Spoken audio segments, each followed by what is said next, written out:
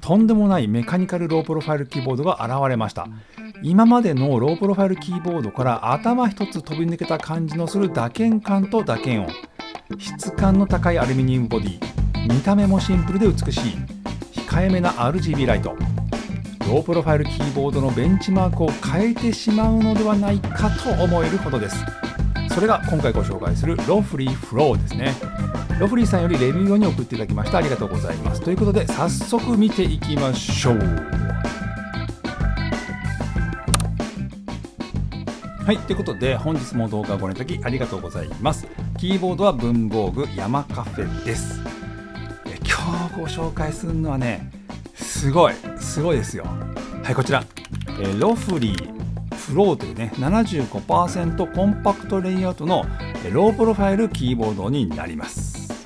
でこれね、実は、キックスターターでね支援開始をしていったんですよ。でその時に僕はポチってたんですけど、そのタイミングでロフリーさんからレビュー依頼をいただいたという、なんともすごい偶然の重なっているキーボードになります。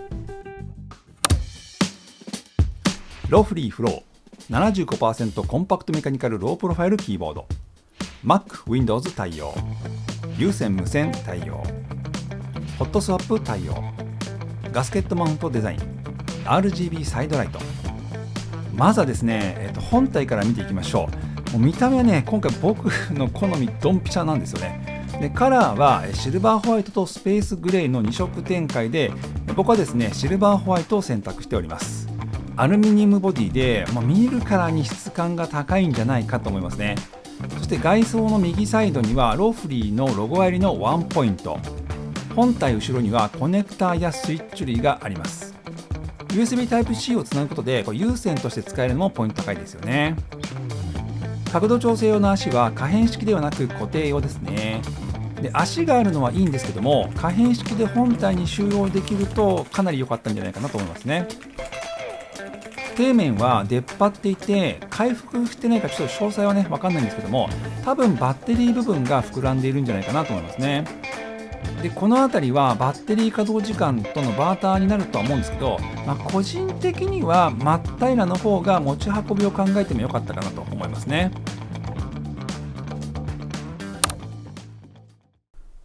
レイアウトは 75% レイアウトということで、ロープロファイルのデファクトスタンダードなんじゃないかなと思われるものになっています。キーのね、一番右のところにホームとかね、ページアップダウンなんかのキーがありますね。このあたりは、一番右端にね、列があることを気にする人もいるかもしれないですよね。そして日本発売時は技的認証済みということで、バッテリー時間もね、チェックしておきましょう。最大40時間連続使用で3時間でフルチャージということでした。で僕は Mac を使ってるんですけど、 Mac がスリープから復帰するときも割とね早くねキーボードの無線はつながったんじゃないかなと思いますね。本体の左右にですね、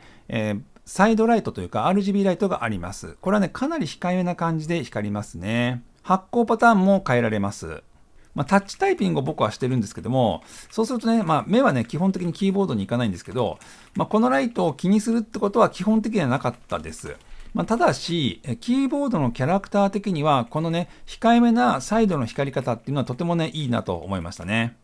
スイッチは今回ポム製ということで、ポムっていうのは、こう滑らかさに優れたスイッチということです。で確かにスイッチでね、こう擦れている感じっていうのはほとんど、感じなかったですね。そして、底付きの音もなかなかいい感じでした。とても気持ちいいですね。でとにかく僕が今まで触ってきているスイッチ類とはちょっと一線を画すような感じがしました。そして僕がチョイスしたのはリニア軸の、ゴーストというものですね。アクチュエーションフォースは50プラスマイナス 15G ということで、通常リニアの赤軸の45ぐらいかなよりは若干重い感じになります。でタクタイルの方は45プラスマイナス 15GF ということなので、リニアよりもね軽くなっている感じなんですよね。なんだけど僕個人的にはもうちょっとね打鍵感を感じるスイッチ、ちょっと重くてもよかったのかなって気しますね。なんですけど、ロープロファイルでこの打鍵感と音が聞けるとは思ってもみないほど素晴らしい打鍵感と打鍵音だと思います。ホットスワップ対応だから好きなスイッチにね変更も可能なんですけど、正直このスイッチ以上に打鍵感とか打鍵音がいいのはなかなか難しいんじゃないかなというふうにも思います。で、キーキャップはですね、PBT 製ですね。ダブルショットじゃないんですけど、キーを叩いた時の反響音が若干高めになっていて、このキーボードの特性になんとなく合っているという感じがしました。コトコトすぎない、でもコトコトな感じって言ったらいいのかな。できればですけど、キーキャップは Mac とね、Windows で分けられていると良かったかなと思いますね。で、レジェンドも細めのフォントをね、若干小さめにバランスよく使っていると思いました。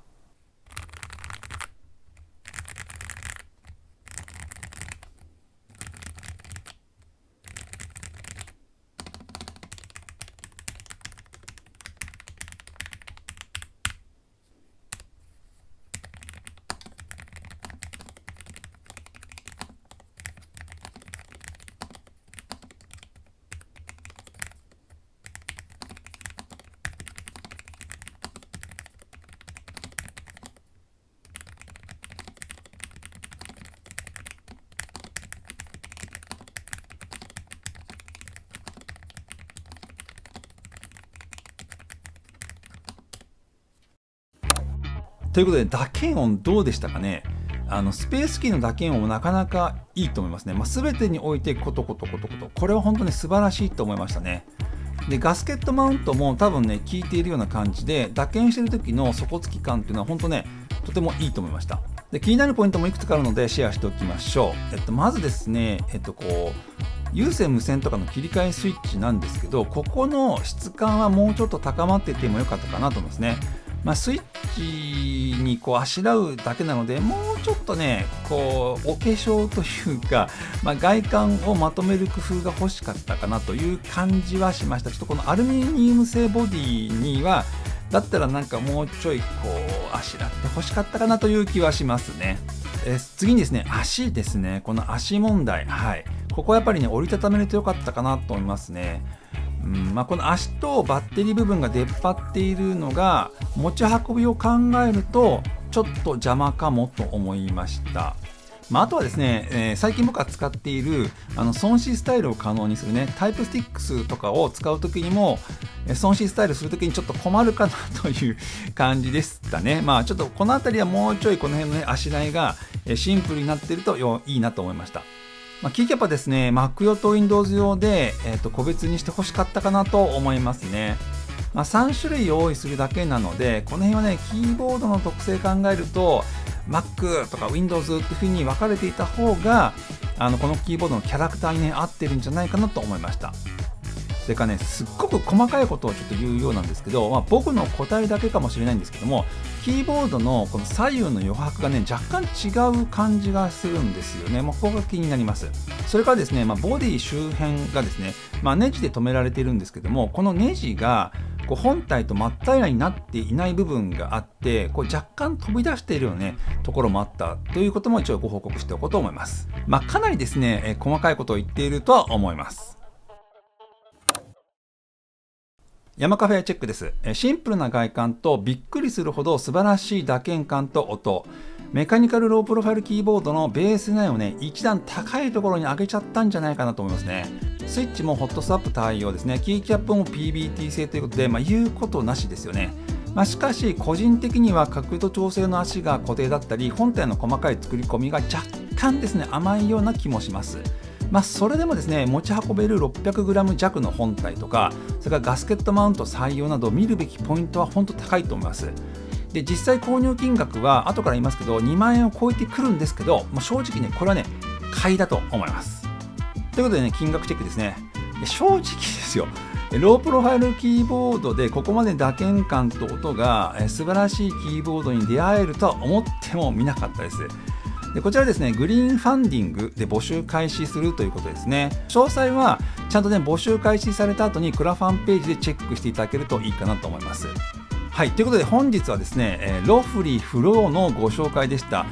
質問ありましたらコメント欄まで、チャンネル登録まだの人はチャンネル登録をして次の動画をお待ちください。それでは次の動画でお会いしましょう。